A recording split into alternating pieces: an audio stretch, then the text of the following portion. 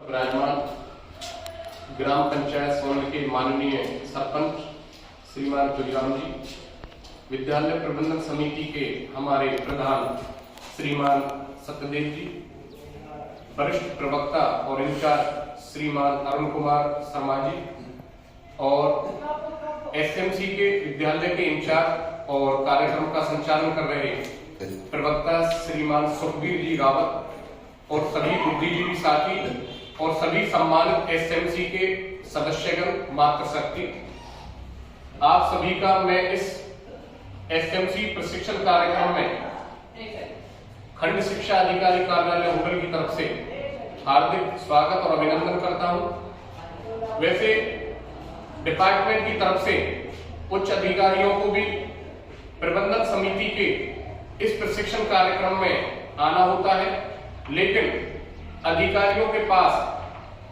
कई बार कार्य बहुत ज्यादा होते हैं। वैसे हमने उनको सूचना भेजी थी आज खंड शिक्षा अधिकारी होटल को, लेकिन कार्य की अधिकता होने की वजह से कई बार वो नहीं आ पाते हैं। खैर वो अलग विषय है। अब मैं सीधा अपना आज का जो विषय है उसके बारे में चर्चा करना चाहूंगा कि साथियों, शिक्षा के बारे में जब हम बात करते हैं तो शिक्षा के लिए कहा जाता है कि शिक्षा मनुष्य का सर्वांगीण विकास करती है, और बल्कि ये कहें कि शिक्षा मनुष्य को जीना सिखाती है, तो इसमें कोई अतिशयोक्ति नहीं है। एक साधारण आदमी शून्य से शिखर तक यदि पहुंचता है तो उसमें शिक्षा मुख्य भूमिका निभाती है। और ऐसे बहुत सारे उदाहरण हैं हमारे समाज में, हमारे गांव में, कि जिन बच्चों ने या हमने और आपने अच्छी शिक्षा ग्रहण की तो निश्चित रूप से हमें एक पहचान मिली।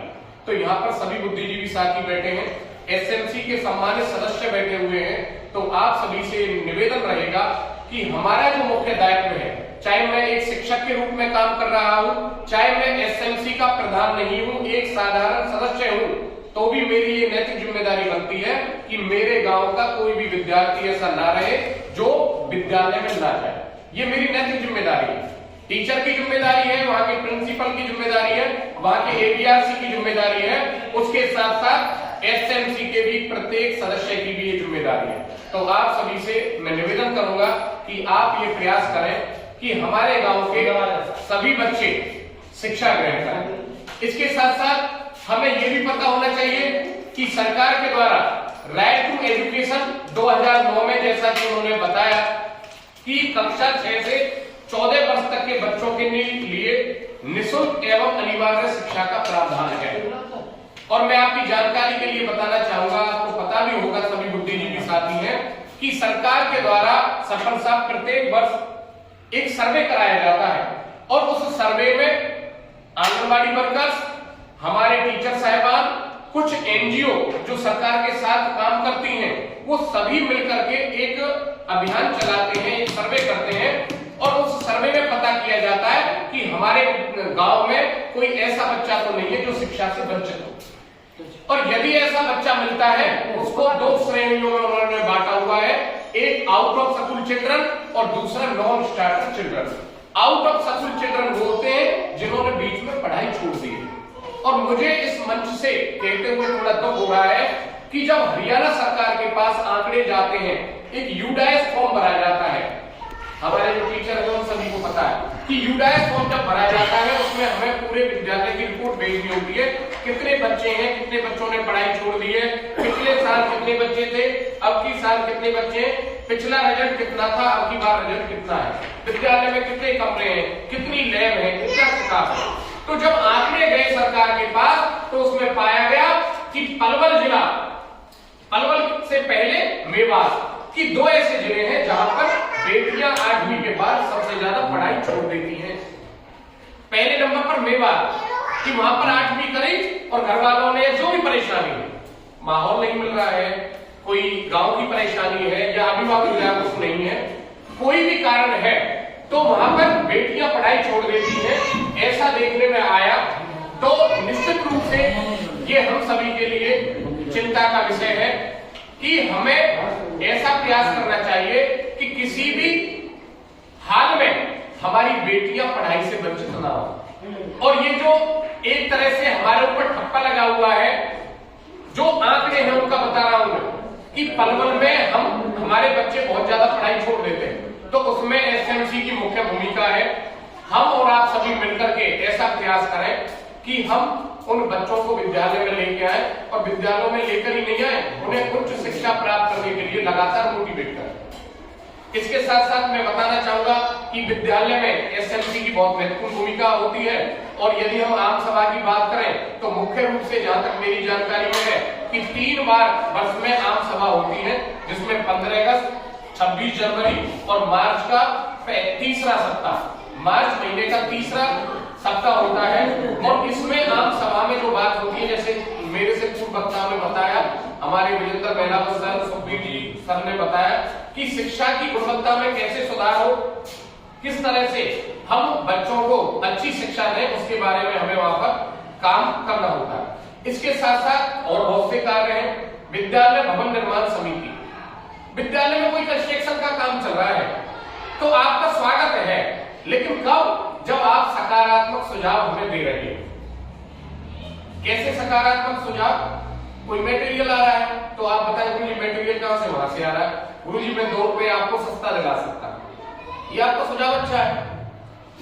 भैया ये इसका नियम क्या है, कितना लेंटर, क्या मटेरियल, ऐसे समय समय पर आप सुझाव हमें दे सकते हैं, लेकिन प्रयास आप ये करें कि आपके सुझाव सकारात्मक होने चाहिए। इसके साथ साथ विद्यालय विकास योजना, एसएमसी की मुख्य जो जिम्मेदारी है वो है स्कूल डेवलपमेंट प्लान में अपना सहयोग देना, कि हमारा स्कूल ऊंचाइयों पर जाए।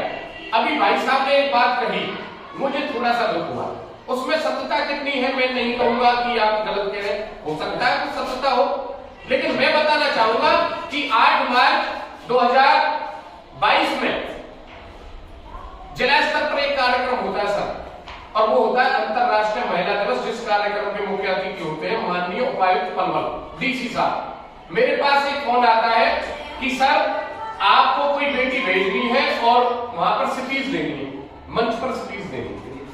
हाँ जी, मैंने कहा जी ठीक है।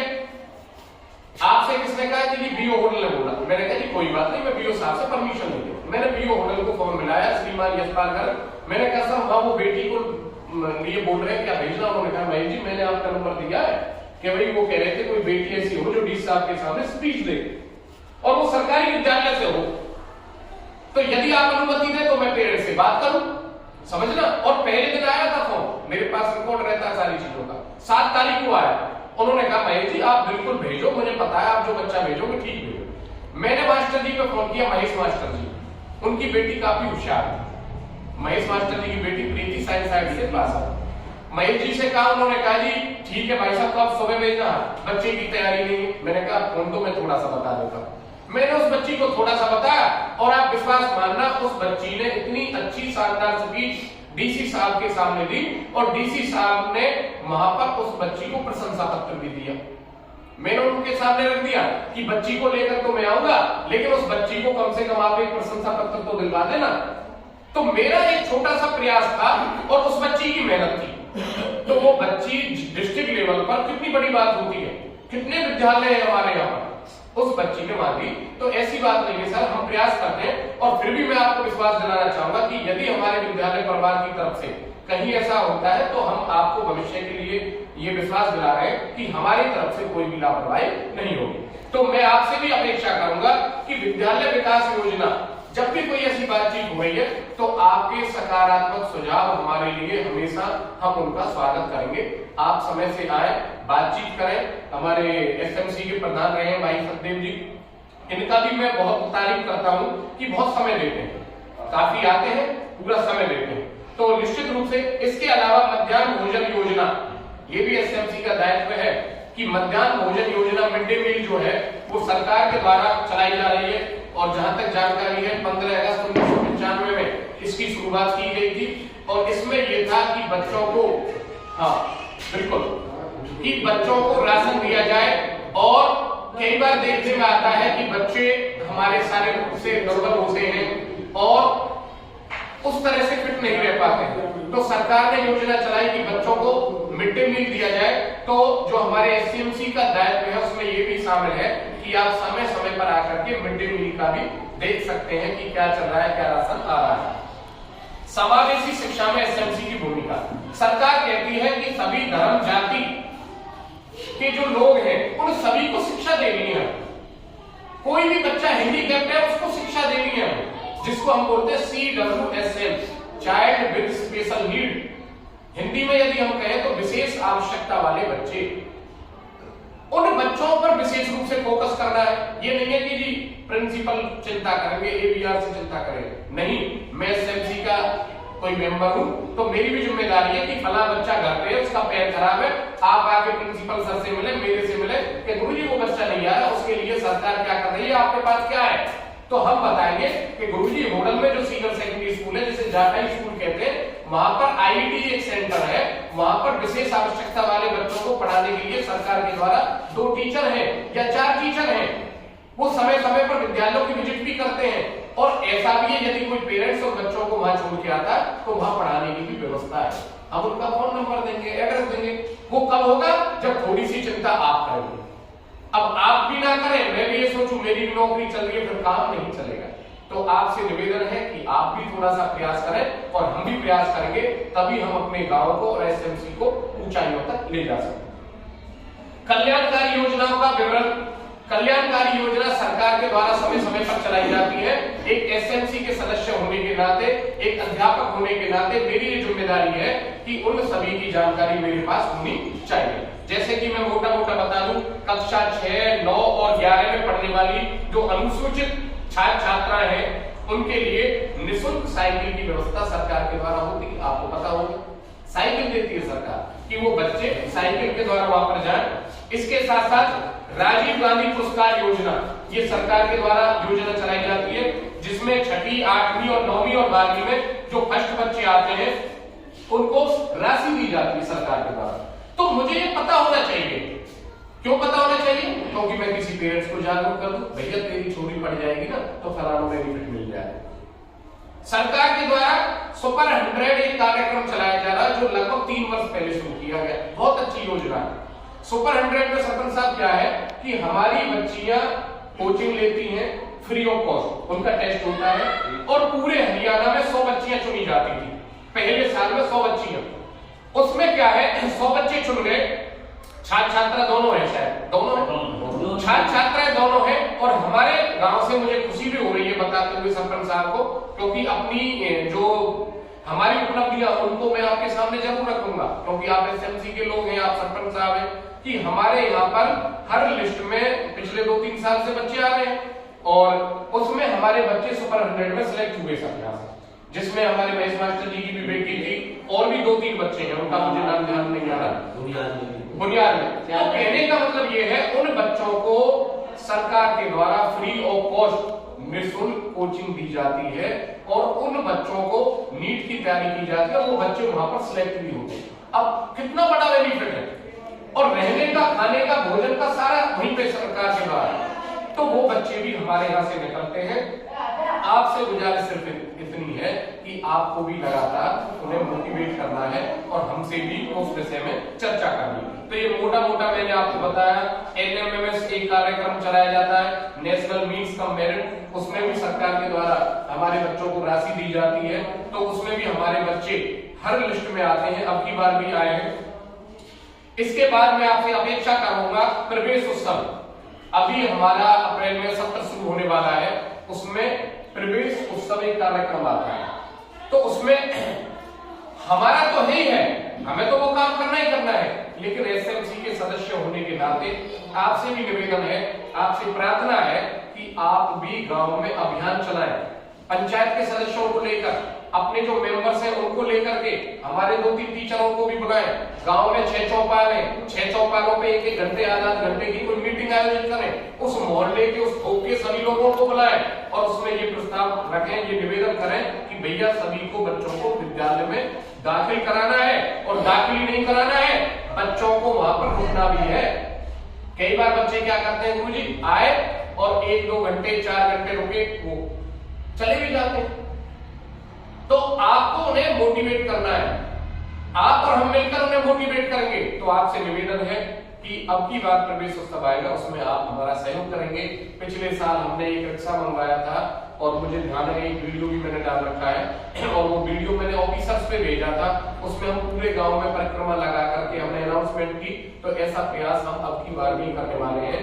आप भी अपने लेवल पर प्रयास करें, हमें सूचना भेजें, हम प्रयास करेंगे कि हम भी उसमें शामिल हों। आपकी तरफ से भी ऐसे छोटे छोटे प्रयास होने चाहिए। स्वच्छ भारत अभियान में एसएमसी की भूमिका, ये पॉइंट्स जो मैं बता रहा हूँ ये सरकार के द्वारा भेजे गए हैं और मेरे पास 62 पेज की पीडीएफ आई थी। उसे यदि मैं बताऊंगा तो मेरे हिसाब से पूरा दिन निकल जाएगा। सरपंच साहब का बिजी शेड्यूल है, आपका बिजी, लेकिन मैं सभी बिंदुओं पे चर्चा कर रहा हूँ जो मुझे चर्चा करनी चाहिए। स्वच्छ भारत अभियान में स्कूलों की सफाई, विद्यालय की सुरक्षा, यदि यहाँ कोई परेशानी है तो हम किससे कहेंगे?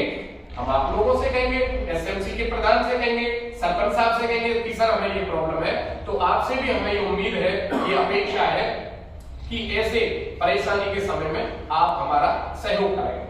इसके साथ साथ छात्रा परिवहन योजना, सरकार के द्वारा गांव से बाहर जिस गांव में विद्यालय नहीं है वो बच्चियां 3 किलोमीटर पढ़ने जाती है सरपंच साहब, तो उनको सरकार बस का किराया भी देती है।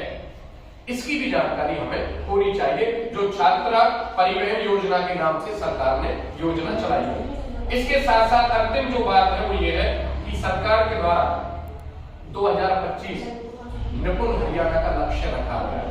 ये हमें पता होना चाहिए, क्योंकि अब की बार जो ऊपर से स्पीच आई थी